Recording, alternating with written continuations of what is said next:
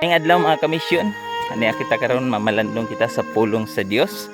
Ug ang atong ebanghelyo karon mabasa nato diya sa Juan 15, 1 hangtod sa 8. So atong ebanghelyo karon mga kamisyon nagpahinumdom sa matag usa kanato nga magmapadayonon kita diya sa pagpabilin ni Kristo.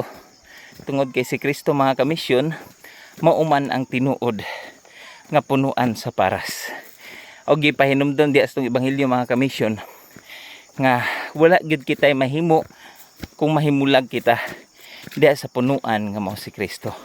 Munang pabilin ta mga kamisyon bisan pag-unsa nga mga pagsulay nga atong nasinati sa atong kinabuhi.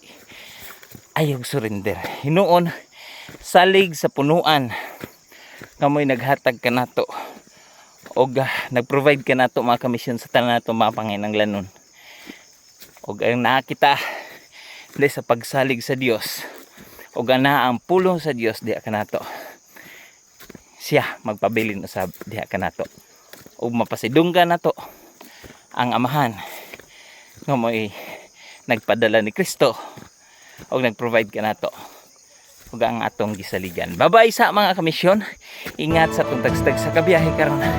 Medyo hangak pero malipayon kita mga kamisyon tungod kay kitagahan kita sa maayong adlaw.